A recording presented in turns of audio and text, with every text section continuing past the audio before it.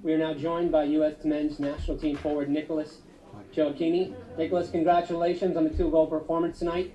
Your impressions of the match and the team's performance. I can't hear you. Oh, they can't hear me? Yeah. Yes.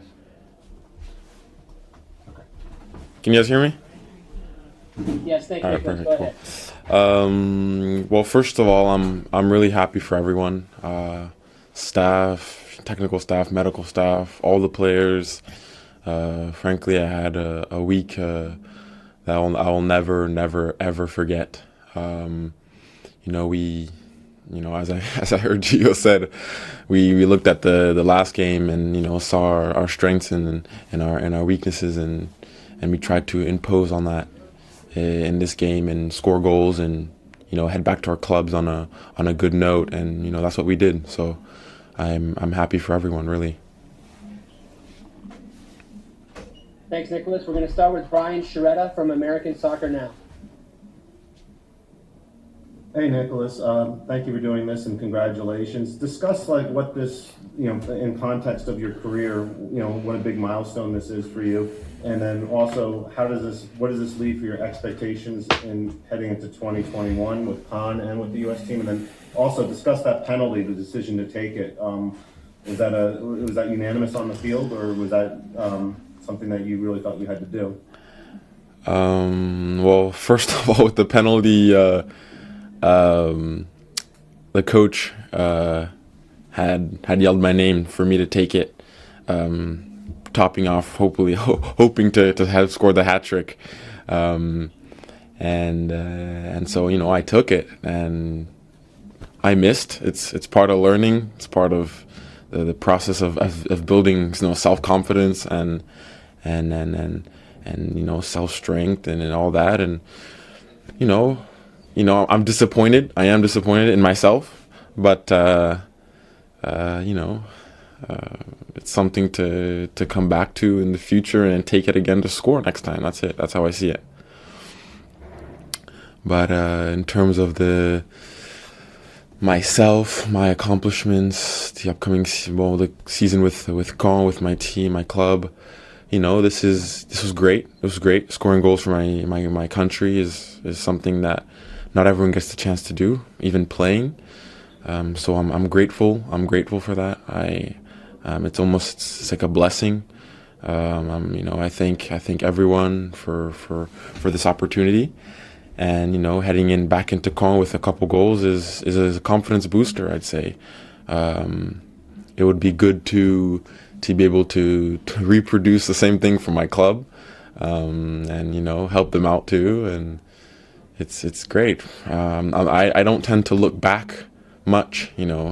What I've done. Now I just look at what I need to improve and improve on that to next time have a hat trick, maybe even score 4 goals. Next will be Ryan Talmich from Goal.com. Hey, Nicholas.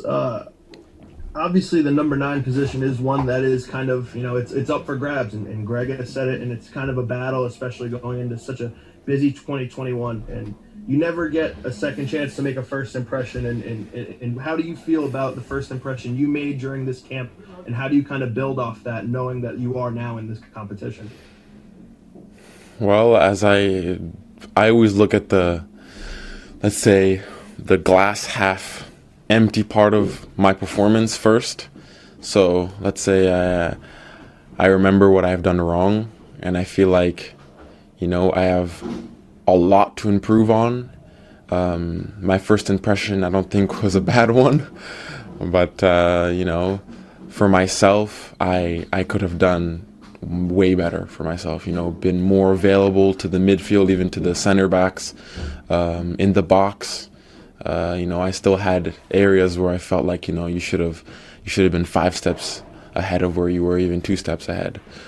So it's obviously something to review and to remember, but still 2 goals is not easy for anyone. It's still a football, soccer game, so it's something to do again and to repeat and to succeed.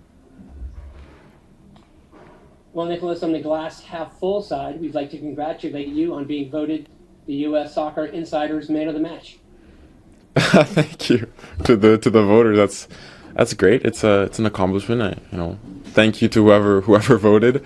That was that's in the heart. It comes from the heart. So thank you. Next, we'll go to Ron Blum from the Associated Press. Hi, Nicholas.